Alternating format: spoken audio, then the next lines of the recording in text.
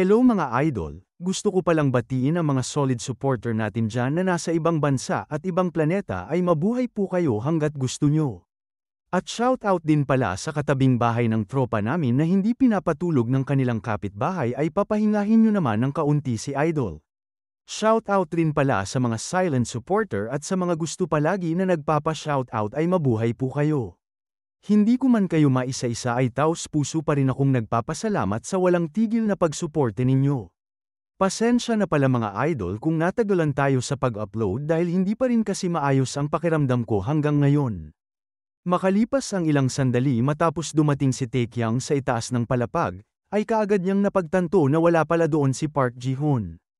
At sa kabilang banda nito ay matatanaw ang isang magarang itim na kotse na siyang bumabaybay sa isang highway patungo sa headquarters ng Myeongdong Guild. Kung saan maririnig sa loob na nagsalita si Park Ji-hoon na ang mga nangyayari daw ngayon ay maituturing na isang napakasimpleng bagay lamang. Tumugon naman si Park Tae-sub sa loob at nagsalita na kung paano naging simpleng bagay ito sapagkat ang kinakaharap nila ngayon ay isang malaking problema. At kung tutuusin daw ay hindi rin nila matukoy sa ngayon kung ang mga kasapi ng Team 11 ay nabubuhay pa ngayon.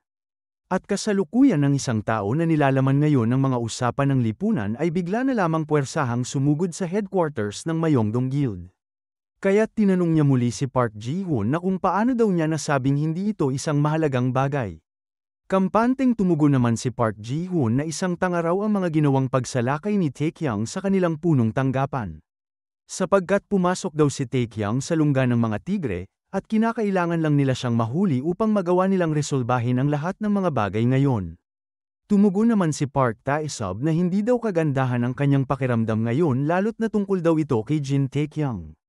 At sa kalagitnaan ng kanilang pag-uusap ay bigla na lamang tumunog ang cellphone ni Park Tae-sub, kung saan umagaw ito sa pansin ni Park Ji-hoon upang magdulot sa kanya na tanungin ito kung sino ang tumatawag sa kanya.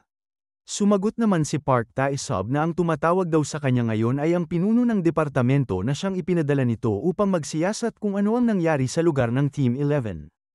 Ikinatuwa naman ito ni Park Ji-hoon matapos malaman ang mga ginawang hakbang ni Park Tae-sub, kaya't sinabihan niya ito na pakiutusan niya daw ang kanyang mga tauhan na burahin ang anumang natitirang bakas ng grupo. Hindi naman nagustuhan ni Park Tae-sub ang kanyang pahayag kaya't tinanong niya si Park Ji-hoon kung siya ba ay kanyang inuutusan na ngayon. At sa kasunod nitong galaw ay sinagot na ni Park Tae-sub ang tawag sa kanyang telepono kung saan napaisip na lamang si Park Ji-hoon na napakamainitin raw ng ulo ng matandang ito. Dito ay maririnig na tinatanong ni Park Tae-sub ang kanyang kausap sa telepono kung ano daw ba ang nangyayari. Pagkatapos nilang mag-usap sa telepono ay agad na nagtanong si Park Ji-hoon kung ano daw ba ang natuklasan ng kanyang tauhan. Sa kasunod nitong galaw ay iniabot ni Park Tae-sub ang cellphone kay Park Ji-hoon na nagdulot naman ng pagtataka sa kaisipan nito kaya't napatanong siya sa matanda kung bakit niya ito binibigay sa kanya. Hindi naman sumagot si Park Tae-sub sa kanyang tanong at sinabihan lamang siya nito na kunin niya na daw agad ang kanyang cellphone upang sumagot sa ilang mga katanungan nito sa kanya. Dito ay makikita na nagawa niyang kunin ang iniabot na cellphone sa kanya at tinanong niya si Kim Ha-gun kung ano ba ang kinakailangan niya sa kanya. At sa kasunod nito ay nagtanong ang isang lalaki mula sa cellphone na kanyang hinahawakan na kung siya ba ang Team 1 leader na si Park Ji-hoon ng Myeongdong Guild. Nang marinig nito ang boses ng lalaki sa cellphone ay agad niyang napagtanto na ang kanyang kinakausap ngayon ay hindi si Mr. Kim Ha-gun ng Myeongdong Guild. Kaya't tinanong niya ang lalaki na kanyang kausap na kung sino ang kanyang pagkakakilanlan. Matapos nito ay agad na sumagot ang lalaking kausap ni Park Ji-hoon sa telepono na siya si Choi Min-woo na nanggaling sa Peace Guild. Kaya't nang ito ay kanyang narinig ay napamura na lamang siya sa kanyang kaisipan, kung saan napagtanto niya na ang mga tauhan na ipinadala ni Park Tae-sub sa lugar ng pinangyarihan ay nagawang talunin o gapasan ng pinuno ng Peace Guild. Dahil dito ay labis niyang minumura ang mga walang silbing tauhan ni Park Tae-sub at sinabi sa kanyang kaisipan na napakatanga nila. Sa kasunod nito ay nagsalita si Choi Min-woo na siya daw ay napatawag sa kanya ngayon dahil gusto niya daw makipag-usap sa kanya. Tumugon naman si Park Ji-hoon na nagsisimula na daw sila mag-usap ngayon at wika pa niya kung ano ba ang kailangan niya. At habang siya ay abala na nakikipag-usap sa kay Choi Min-woo ay bigla na lamang tumunog ang isa nitong cellphone. At nang ito ay kanyang tiningnan ay bumungad sa kanyang cellphone ang notification ng kanyang Team 1 leader, kung saan mayroon itong ipinadala sa kanya na isang larawan. At dahil dito ay agad na napaisip si Park Ji-hoon na mukhang nagawa daw hulihin ng kanyang Team 1 leader ang hinayupak na si Taekyang. Ngunit sa kasunod nito ay bigla na lamang nagbago ang kanyang hitsura matapos makita ang isang litrato na ipinadala sa kanya ng kanyang Team 1 leader. Kung saan ang nagpadala pala sa kanya ng mga litrato ay ang bida na si Jin Taekyang kasama ang kanyang Team 1 leader matapos niya itong pinagbubugbog. Kaya't sa mga oras na ito ay labis itong nagpapagulo sa kanyang kaisipan na kung bakit wala talaga ni isang tao na nakapigil sa kanya kahit mag-isa lang si Taekyang na sumugod sa headquarters ng Myeongdong Guild. Matapos nito ay agad nagpadala si Taekyang ng isang mensahe mula sa cellphone ng kanyang Team 1 leader na dalhan daw siya nito ng ice cream kapag siya ay pumunta na ng headquarters. At dahil dito ay labis na nagalit si Park Ji-hoon sa kay Taekyang kung saan pinagbuntangan niya ng galit ang hinahawakang cellphone nito. At wika pa niya na mukhang nasa masamang sitwasyon nga talaga sila ngayon. Kasabay nito ay tumitig lamang sa kanya si Park Tae-sub at nanatiling tahimik ng mga oras na yon. Bumalik ang eksena sa pangunahing tanggapan ng Myeongdong Guild, kung saan makikita ang tindi ng pinsala na idinulot nito matapos sugurin ni Taekyang ang kanilang guild.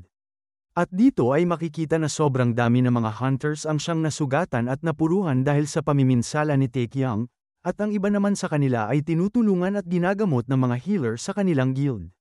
At habang sila ay ginagamot ng kanilang mga kasamahan ay makikita ang isa sa mga napuruhan na nagsasalita na mukhang mamamatay na daw siya dahil sa tindi ng kanyang sinapit. At sa kasunod nitong galaw ay matatanaw ang mga daan-daang grupo ng mga hunter ng Myeongdong Guild na siyang nagbabantay sa labas ng isang kwarto. Kung saan ang binabantayan nilang kwarto ay ang kwarto ni Park Ji-hoon na siyang pinasukan ni Taekyang kasama ang kanilang Team 1 manager sa loob nito. At sa loob ng kwartong ito ay makikita si Taekyang na nakaupo at nagte-text sa executive chair ni Park Ji-hoon habang ang kanyang Team 1 manager naman ay nakahandusay sa kanyang sofa at wala ng malay. Dito ay makikita ang mga mensahe na siyang pinadala sa kanya ni Leader Choi Min-woo na nagsasabi sa kanya na hawak na daw nila ngayon ang ipinadalang grupo ng Myeongdong Guild. Ikinagagalak naman ni Taekyang na marinig ito mula sa kanyang leader at nagsalita na sa wakas daw ay nakuha na rin nila ang kanilang kahinaan. At siya ay tinanong ni Leader Choi kung kamusta naman daw ba dyan sa kanyang panig ngayon. At dito ay agad na nag-send si Taekyang ng isang larawan na kasama ang binugbog nito na walang malay na Team 1 manager ng Myeongdong Guild. At wika pa ng bida na malamang daw ay nagmamadali na ang mga hinayupak na bastardong iyon na pumunta sa kanya dito ngayon. At sa kasunod nitong galaw ay agad na napansin ni Taekyang ang security officer ng Myeongdong Guild na siyang nanginginig sa kanyang tabi. Kaya't ito ay kanyang pinagalitan at pinagsabihan na siya daw ay kumalma dahil hindi naman daw siya nito papatayin.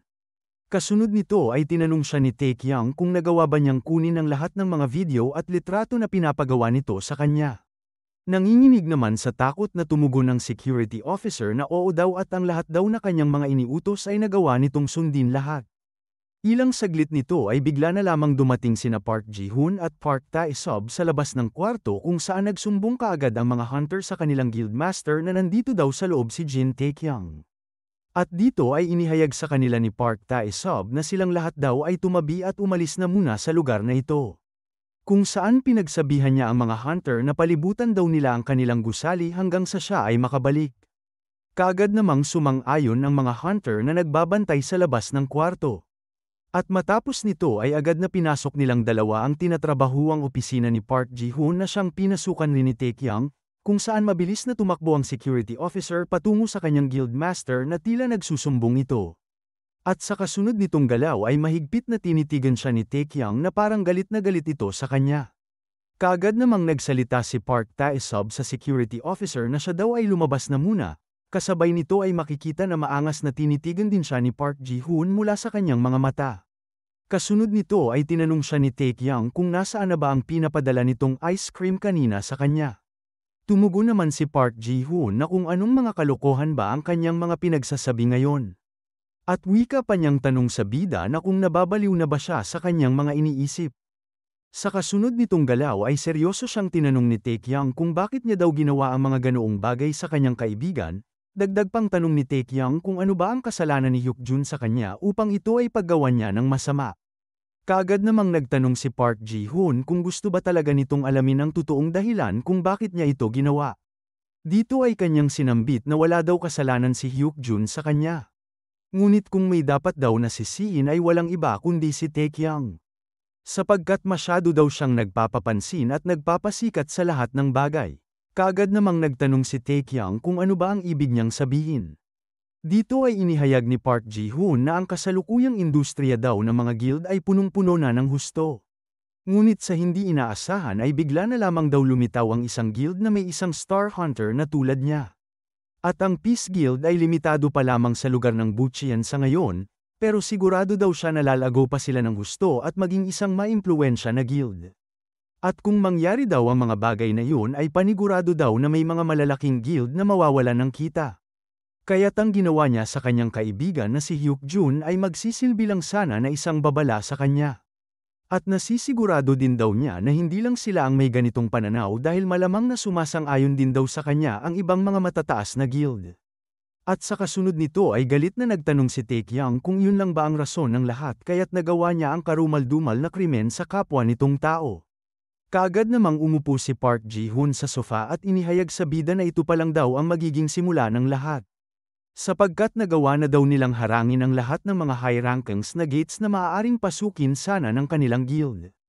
At matitiyak niya daw na mauubusan ng pag-asa ang guild nila sa masalimuot na kalakaran ng merkado.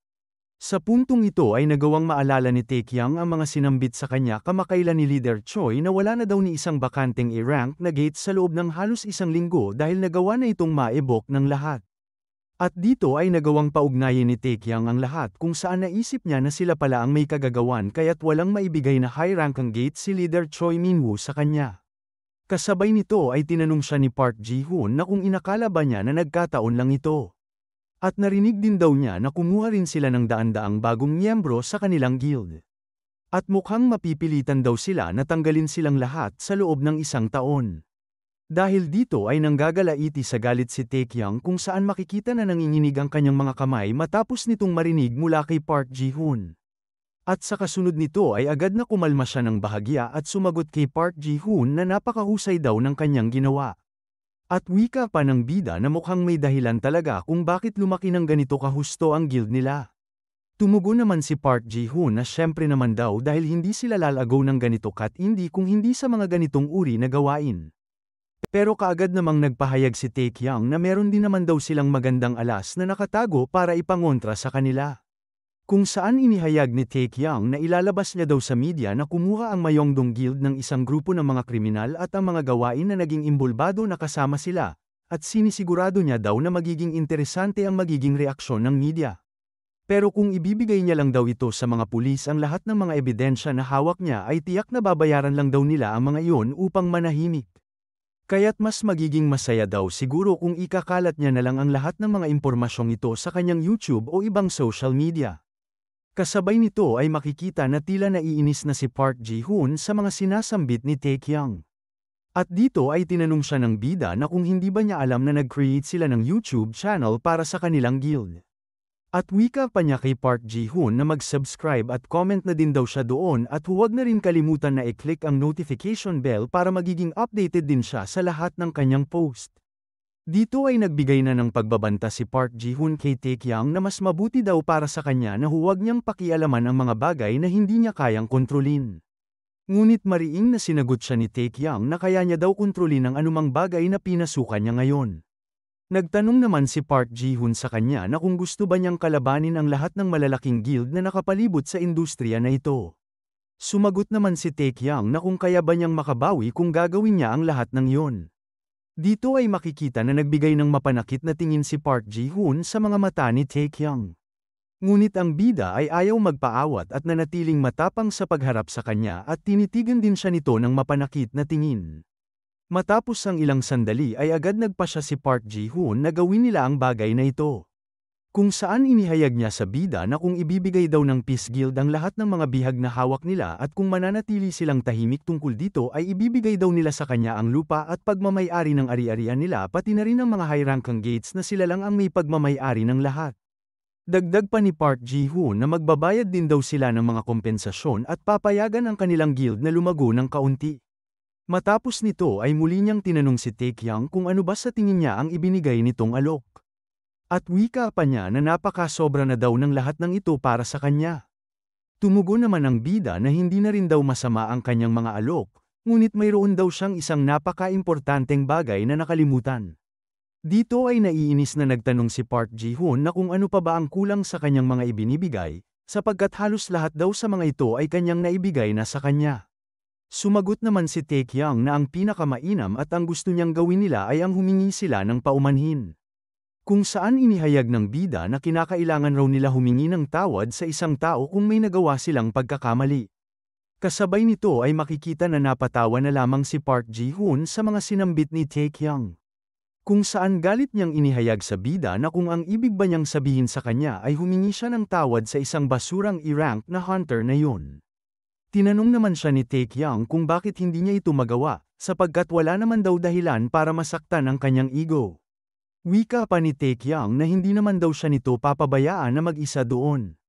Sa kasunod nitong galaw ay bigla na lamang pumasok sa eksena si Park Tae-sob na huwag daw siya mag-alala dahil pati siya daw mismo ay hihingi rin ng pasensya sa kanyang kaibigan.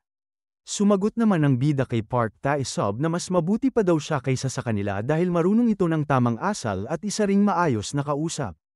Ngunit hindi daw sila ang kanyang tinutukoy na gustong maghingi ng tawad sa kanyang kaibigan, dahil ang taong tinutumbok niya daw ngayon ay ang tao na nag-utos sa kay Park Ji-hoon upang gawin ang isang karumal-dumal na bagay sa kanyang kasamahan.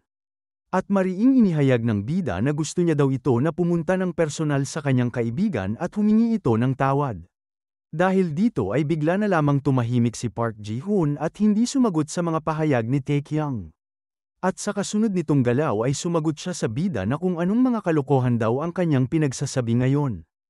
Kasabay nito ay tumayo si Taekyang sa kanyang pagkakaupo at nagsalita sa kanila na hindi pa rin daw niya magawang unawain ang lahat kahit gaano niya pa daw itong isipin. Sapagkat ang isang taong tulad niya daw na mayroong sapat na lakas ay nakakayanan lamang na talunin ang isang tanga na team leader na ito gamit lamang ang isa nitong kamay ay nagsasabi lamang na isa siyang pangkaraniwang hunter at hindi isang vice leader. Pero kahit na ganun daw yun ay hayaan niya na lang ito at bumalik daw sila muli tungkol sa kanya. Kung saan tinanong niya si Park Ji-hoon na kung bakit ganito kaganda at kalaki ang kanyang opisina kahit na siya ay isa lamang regular na miyembro ng Myeongdong Guild. Dagdag pa ni Taekyang na naguguluhan rin daw siya kung bakit pumapasok lamang si Park Ji-hoon sa kanyang trabaho ng isang beses lamang sa isang buwan. Inihayag rin ni Taekyang na kahit ang aktwal na namamahala daw dito ngayon na si Park Tae-sob ay wala man lang ginagawa. Pero siya na isang regular lang na miyembro ay nagbibigay ng mga pangako na bibigyan siya nito ng high-ranking gates at mga malalaking gusali na matitirhan. Kaya't sa puntong ito ay tumingin siya kay Park Tae-sob at tinanong ito kung paano daw niya intindihin ang lahat ng mga ito kung ganito ang kanyang nakikita. Sa puntong ito ay hindi sumagot si Park Tae-sob sa mga pahayag ng bida at nanatili itong tahimik. Matapos nito ay agad na nagbigay ng babala si Taekyang kay Park Ji-hoon na dalhin niya daw ang tunay na mastermind sa lahat ng mga kaganapan na ito. At pakisabi na rin daw sa kanya na siya ay humingi ng tawad sa kanyang kaibigan. Ngunit sa hindi inaasahan ni Taekyang ay bigla na lamang tumayo si Park Ji-hoon mula sa kanyang pagkaupo at sinabihan si Taekyang na kung paano naman daw kung hindi niya susundin ang kanyang mga pahayag. Dito ay sumagot si Taekyang na kung hindi daw niya gagawin ang mga pinapagawa nito sa kanila ay isa lang daw ang kahihinatnan nito at yun daw ay mag-aaway sila. Kasabay nito ay makikita na nagsagawa si Taekyang ng isang pagkilos mula sa kanyang kaliwang kamay. Sa sandaling ito ay kaagad nagbigay ng pag-atake si Taekyang kung saan tinatangka nitong sampilan sa mukha si Park Ji-hoon. Ngunit mabilis naman itong gumalaw at sinangga ang kamay ni Taekyang at binaluktot nito sa isang mabilis na galaw. Wika pa niya kay Taekyang na siya daw ay isang napaka-bastardong bata at kasabay nito ay tinanong niya ang bida na kung kilala ba niya ang taong tinutukoy nito na maghingi ng tawad sa kanyang kaibigan. At sa kasunod nitong galaw ay napansin ni Taekyang na ang mga kilos at galaw ni Park Ji-hoon ay isang uri rin ng martial arts, ngunit kaagad naman na nakapag-isip si Taekyang ng isang pag-counter-attack at tinapik ang mga kamay ni Park Ji-hoon para ito ay bumitaw sa kanya. Kasunod nito ay sinubukan pang sunggaban ni Park Ji-hoon ang kanyang kamay at hinawakan nito ng mahigpit. Ngunit ang bida ay mayroong kasanayan sa martial arts at mabilis na hinablat ang kamay ni Park Ji-hoon at itinulak nito ng paabante. Kung saan inihayag rin ni Taekyang na hindi daw niya kilala ang taong tinutukoy niya, pero siya ay walang paki kung sino man siya at kung anong klaseng posisyon ang meron siya nito. Kasabay nito ay siniko ni Taekyang ang kanyang kaliwang kamay at halos mabaling ito dahil sa tindi ng pag-atake ni Taekyang, at dahil sa tindi ng lakas ng pagkapalo nito ay halos napasigaw si Park Ji-hoon sa sobrang sakit nito. At dito ay inihayag ni Taekyang sa kanya na gusto niya daw makita kung paano lumuhad ang taong mastermind at maghingi ng patawad sa kanyang kaibigan. Sa puntong ito ay mabilis na dinakma ni Taekyang ang ulo ni Park Ji-hoon at malakas na nilampaso ito sa sahig. Wika pa ni Taekyang na ganito rin daw gagawin niya sa kanyang big boss kung magmamatigas siya ng kanyang ulo.